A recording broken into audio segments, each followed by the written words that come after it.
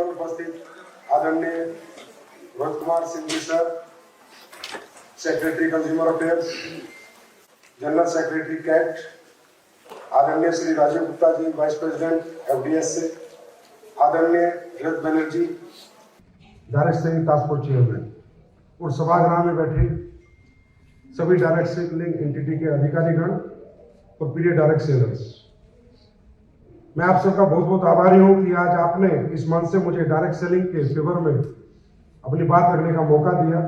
तो सर, सबसे पहले तो हम बहुत बहुत धन्यवाद करते हैं भारत सरकार का, हमारी कंज्यूमर अफेयर्स मिनिस्ट्री का, हमारे सेक्रेटरी सर का और माननीय हमारे कंज्यूमर अफेयर्स मंत्री जी श्री पीयूष गोयल जी का, कि आज इनके अथक प्रयास, इनके समर्थन, सहयोग और हमारी एसोसिएशन के अथक प्रयास और प्रयत्न से इनका आशीर्वाद और साथ हमें मिला, जिससे हमें 2016 में डायरेक्ट सेलिंग की गाइडलाइंस मिली, 28 दिसंबर 2021 को हमें रूल्स मिले और रूल्स में एक छोटी सी डेफिनेशन मिस हो गई थी। वो बड़ी डेफिनेशन हमारे लिए थी नेटवर्क ऑफ सेलर्स की। हम अपनी प्रार्थना लेके सेक्रेटरी सर के दरबार में गए और सर ने एक ही बात पूछी कि यहाँ कितने बच्चे काम करते हैं। तो मैंने कहा सर बहुत सारे बच्चे काम करते हैं। तो सर ने, मैं रियली बता रहा हूँ, सर ने कहा मैं तुम्हारे साथ तुम्हारे साथ हूँ। और हमें 21 जून 2023 को वो डेफिनेशन प्राप्त हुई। सर, दो छोटी सी हमारी रिक्वेस्ट है, मैं आप सबकी तरफ से सर से प्रार्थना करना चाहूंगा। सबसे पहले मैं डायरेक्ट सेलिंग के बारे में थोड़ी सी अपनी एक परिभाषा देना चाहूंगा कि सर, जो हमारी डायरेक्ट सेलिंग इंडस्ट्री है, प्रैक्टिकली सेलिंग का बिजनेस नहीं है, शेयरिंग का बिजनेस है।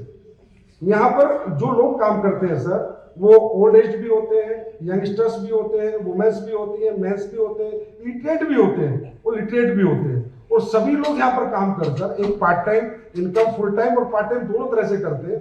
कुछ लोग कंज्यूमर ही बन जाते हैं, कुछ लोग नहीं भी करते। और सर, यहाँ पर कोई भी व्यक्ति एक अपना नेटवर्क डेवलप करके, एक रेम्यूनरेशन प्राप्त करके अपना भविष्य, अपना जीवन यापन करता है।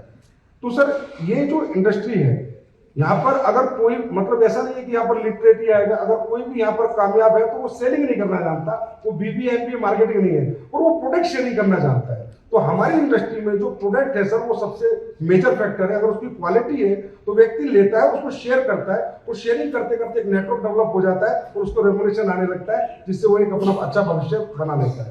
तो इसी में सर, हमारी आपने एक बहुत अच्छे हमें रूल दिए सर, हम बहुत अप्रिशिएट करते हैं। लेकिन एक छोटा सा अमेंडमेंट हम चाहेंगे सर, आपसे प्रार्थना कर रहे हैं कि रूल 3 के सब रूल 1 में क्लोज डी में जो डेफिनेशन है सर डायरेक्ट सेलिंग एंटिटी की, ये मैं आपको प्रार्थना पत्र बाद में दे दूंगा सर।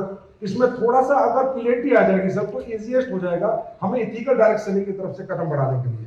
हम ये चाहते हैं कि सर, हम इथिकल डायरेक्ट सेलिंग की तरफ जैसे 2-3 कदम बढ़ा चुके हैं, मजबूत कदम बढ़े, जिससे देश के और बच्चे यहाँ पर आए, एम्प्लॉयमेंट हासिल करें और लोगों को इस इंडस्ट्री पे भरोसा और यकीन आए। और सर, एक छोटा सा हमारा एक रिक्वेस्ट और है आपसे कि सर, हमारी इंडस्ट्री में 2016 में जब गाइडलाइंस आई तो पिरामिड का उल्लेख जरूर किया जाता है।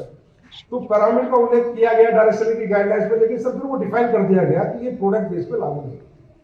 लेकिन अभी जब रूल्स आए, फिर पिरामिड का उल्लेख किया गया। सर, आज मैं पिरामिड के बारे में सबके सामने बताना चाहूंगा कि पिरामिड होता क्या।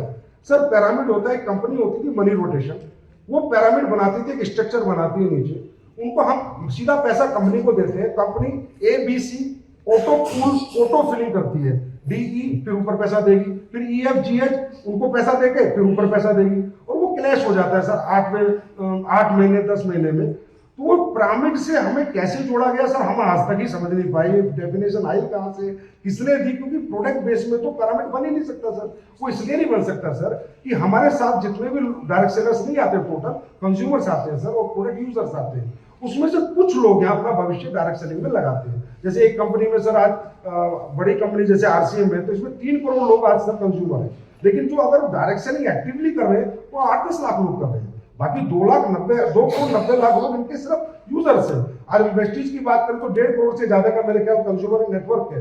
लेकिन इनके यहाँ काम करने वाले, रेगुलर इनकम लेने वाले, रेगुलर मेहनत करने वाले लोग 10 लाख के आसपास होंगे। तो इसीलिए पिरामिड तो दूर दूर तक, हमसे दूर दूर तक कोई रिश्ता नहीं है। पर ये पता नहीं कहां से आते हैं। तो सर, क्योंकि इससे क्या होता है सर, हमें इन्फोर्समेंट एजेंसी बहुत परेशान करती है, बहुत हरास करती है, और लास्ट में जाके ये कह देती है तुम भी तो पिरामिड हो। क्योंकि सर हमारा सिंगल लेन नेटवर्क बन ही नहीं सकता, हमारा तो मल्टी लेयर ही बनता है।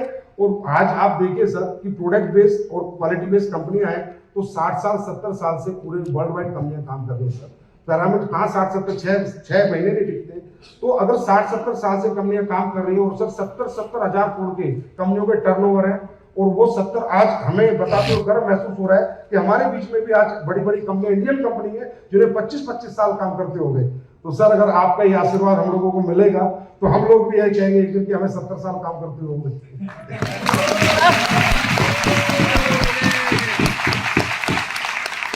तो सर इसी ये प्रार्थना हमारी आपसे है सर, और ये प्रार्थना हमारी, मुझे पता है सर आप जरूर पूरी करते हैं। जो भी हमने आपसे मांगा है आपने हमेशा स्वीकार किया है। इससे सर हमारी इंडस्ट्री में बहुत उत्साह आएगा, एम्प्लॉयमेंट बहुत जनरेट होगा, और हमारे सर्वप्रिय लोकप्रिय विश्वव्यापी हमारे आदरणीय प्रधानमंत्री जी का जो सपना है आत्मनिर्भर भारत और मेक इन इंडिया, इसमें भी डायरेक्ट चले अपना सशक्त रोल निभाए।